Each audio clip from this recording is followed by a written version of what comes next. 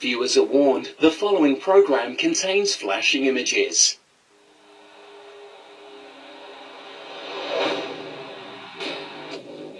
People started lining up 5 days ago.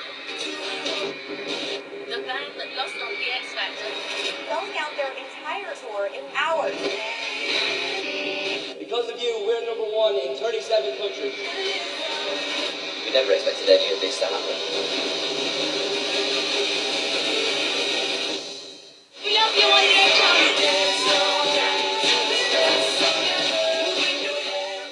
After spending a year making a film in the company of One Direction, I wondered what would happen if I hung out with them for just one more day. The day of a Leicester Square premiere. Their first feature film. Would it be unreasonably dangerous? Let's find out. Oh, what you did that for? Hi, I'm Morgan Spurlock. You may remember me from such films as Super Size Me, Where in the World's Osama Bin Laden, and Palm Wonderful presents The Greatest Movie Ever Sold. Well, now, I invite you to see my new film, One Direction, This Is Us. Don't try this at home. Do I have to drink it now as well? Yeah. So you might ask yourself, why would I want to make a film like One Direction, This Is Us? Well, to be perfectly honest, who wouldn't want to make a film about one of the biggest bands in the world, at probably one of the most pinnacle moments of their career, as they are going out on their first worldwide arena tour? For me, it was an incredible opportunity I couldn't pass up. Not only get to work with them, but get to work with one of the biggest movie studios in the world, Sony Columbia TriStar. And to make a film in 3D. And to make a film with crazy technology like techno cranes and jibs and things like that. And on the day this movie comes out, do you know it's going to be seen by more people in more countries in one day than have seen all my films on opening day combined? Why would you not want to make that movie? Now, what have I learned over the course of making this film? Well, for one, I'm not handsome enough to be in a band like One Direction. That's the first thing I learned. Two, I don't have the hair to be in a band like One Direction. But the most important thing I've realized, and what I realize in my own life, is that two things will help you continue to find success. Work hard and stay humble. And I think for me, that's the key to why these guys have such a great connection with their fans. I think every day they go out, I think they work from dawn till dusk, I think they give it their all, but most importantly, I think they stay incredibly grounded. Because of their families, because of the friendship they have with one another, and because they keep each other so real every single day. Now we're just five, like brothers, if you like, because we spend more time with each other than we do with our own families. So now, the time has come, let's catch up with the boys.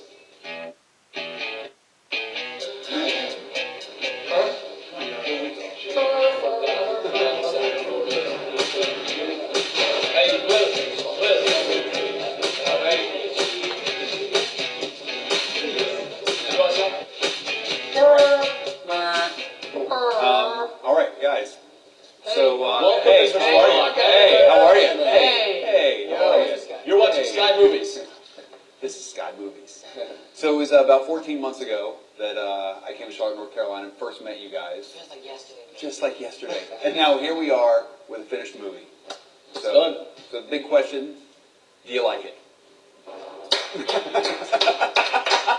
Yes, there it is.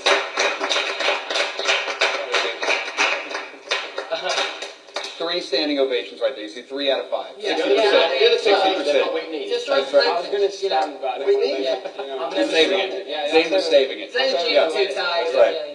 I'm actually glued to this.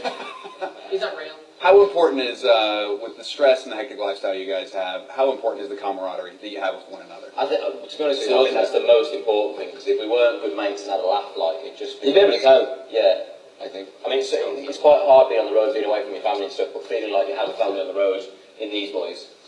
Sorry, Liam, I'll send it. I'm saying nice things about you. I'm just saying I'm comfortable around it and stuff like this. No, so for us, that's the most important thing. I think that's the key to our success, if you will. Do you guys keep each other in check? Oh, absolutely, yeah. 100%. Definitely. As you just saw there. Yes, sorry Liam, and I apologise. It's the kind of See, this is how it works. Is that smooth? Yeah, always. That's smooth. Do you guys remember the exact moment when you realized that your life had changed? That you said things aren't going to be the same anymore? When I met you, Morgan. Yeah. Well, Oh, it's a life That is change. actually true. Then. Yeah, me too, actually. Yeah, that is fair. That is fair. I think that's a weird thing, innit? Like, they weren't one moment. No, I we don't think my life's changed. It's been it's been so many different things. You know? It's been a real roller coaster, Exactly. as they say. Well, because Why are you so low down? Hold on. I got the smallest box. but give the biggest guy the smallest chair. Yeah. You guys remember when you first fell in love with music, and when that moment was? The day I was born, I came out with a guitar. The first time in history.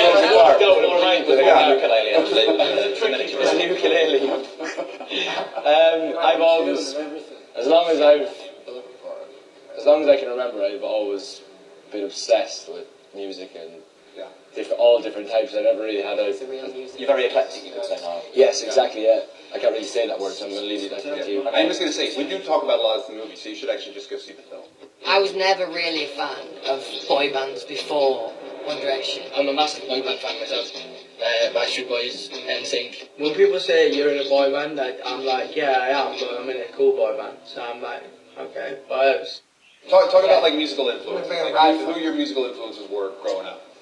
I think anybody's original influences comes from like what music I think your parents listen to. I think that's where it kind of originally comes from. And who are your parents listening to? Elvis Presley, the Beatles. My dad was a big Rolling Stones fan, and my mum liked like Nora Jones and like Savage Garden. So it's at my dad's style. Yeah. You know. So who are you listening to? What, at the moment? Or No, just back when you were a kid. Green Day was my band growing up through school. Yeah, I just thought they were fun. Yeah, same. When I was growing up, I was listening to a lot of R&B. So Usher probably. Yeah, when I was growing up was Burn, baby. The Eagles, Bon Jovi, all kind of classic American rock, I think, is what I was into as a kid, as Harry said. What your parents are into, I guess, is what you grew up with. I was Oasis, Robbie Williams, and the first proper album I bought, because I used to be a bit of a skater, I used to like myself as a skater. Oh yeah, Robbie Williams is skating. No, it was Linkin Park, actually. Linkin Park, in the end, what a tune. I just want to feel.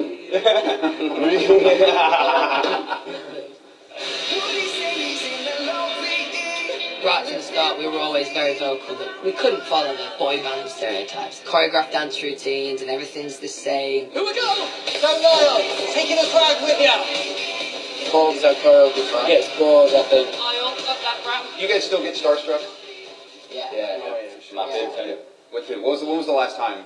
Will Smith for me and Jay-Z. David Will Smith was a huge one. David Beckham. Yeah. Oh, right. Because Beckham came to a show. You met him, did you, lads? David Beckham came to a show in LA, right? LA, brought his kids down and stuff, and it was. Yeah, the boys got to meet him and it was nice. But yeah, the two people that I personally always want to meet, and I think a few of us agree, Will Smith and David Beckham, and both of them were amazing people. I've actually met my list now. Say, how about No one likes to show off now. Johnny Depp. Literally, mate. Oh, yeah, you met him. How was it? It was crazy, man. Yeah, that was. Oh, yeah, And yeah, he's super cool, man. Johnny Depp, what a legend. What a guy. We love him as So Sky Movies. surprised he's not actually a tyrant.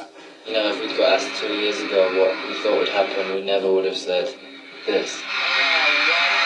When I think about how lucky we actually are to be in this position, It's like probably 1 in a million chance to be where I am. If one of us just didn't happen to go to our audition, then, you know, it could be so different. We are definitely like the 5 luckiest dudes. There's a scene in the movie where you guys, where you get trapped in the store in Amsterdam, where literally hundreds of fans show up and you get stuck in there. How is it for you, like realizing, like how hard is it not to be able to do simple things? Like you can't go to a shop, you can't go to a movie theater. I think you can do all those things. Yeah. I mean, it comes with that.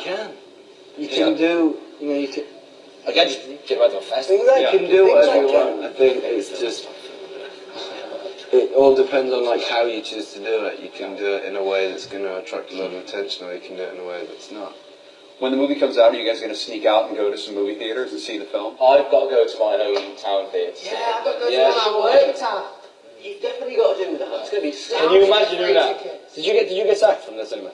I did get sacked. Actually, Yeah, so going back yeah. in cinema, you got sacked from to watch Yeah. your own film. I think that's amazing. Congratulations. Say watch it with manager. I think What do you I think? think you should wear disguises and go sneak into the movie and watch it with fans. I actually said this yesterday. That'd be fun.